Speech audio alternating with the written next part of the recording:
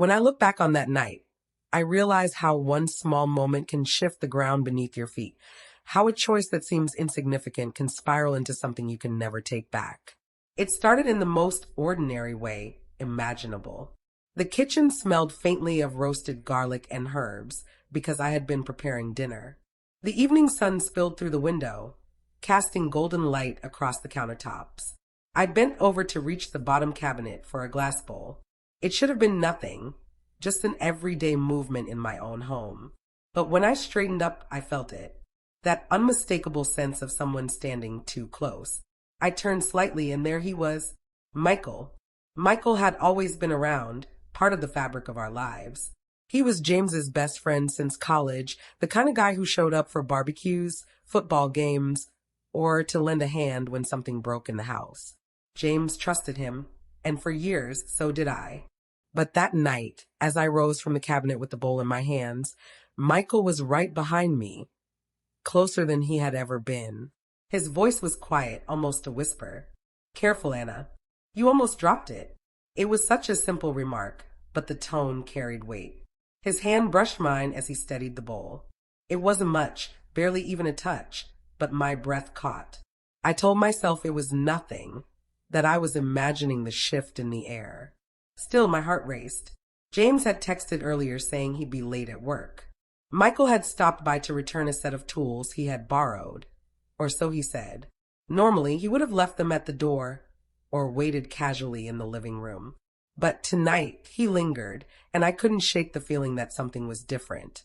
"Do you want some coffee?" I asked, my voice a little too tight.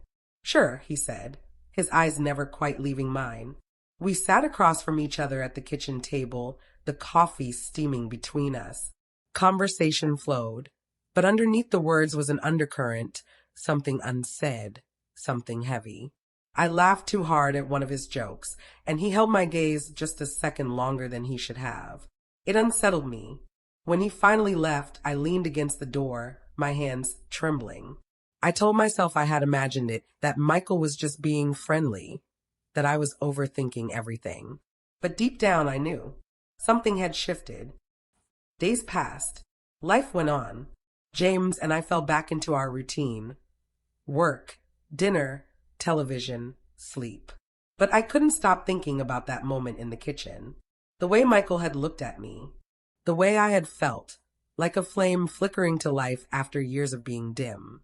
James and I hadn't been truly close for a long time. Our marriage wasn't broken exactly, but it was fragile.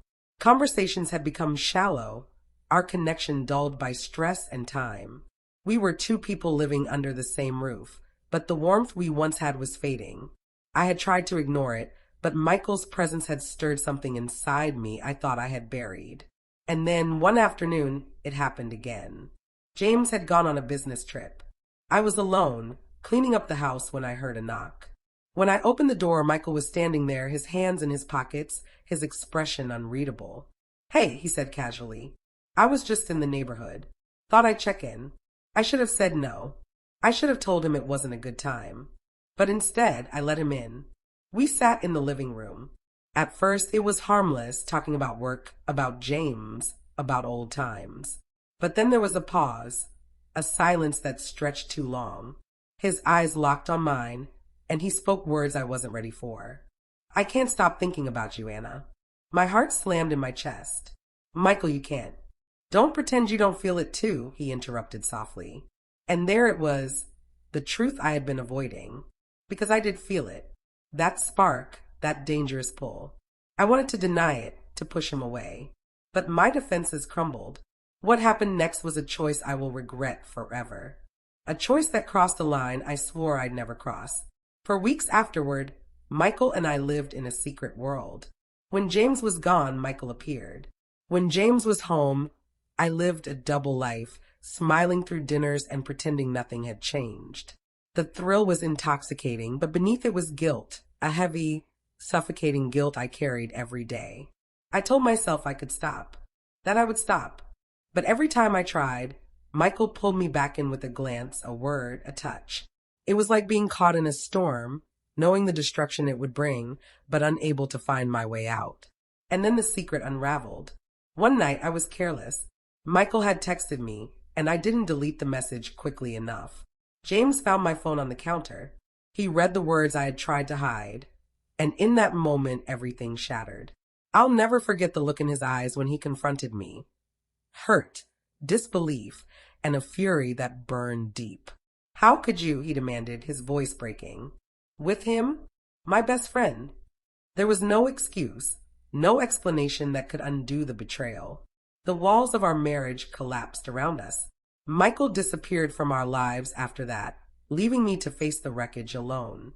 James moved out within weeks. The silence in the house became unbearable, each room a reminder of what I had lost. Infidelity doesn't just break hearts, it destroys trust, dismantles the foundation of a life built together. I thought I was filling a void, but instead, I dug a hole so deep I couldn't climb out. That night in the kitchen, when I bent over and felt Michael right behind me, I thought it was nothing. A harmless closeness, but it was the spark that set everything on fire. And I am the one left in the ashes.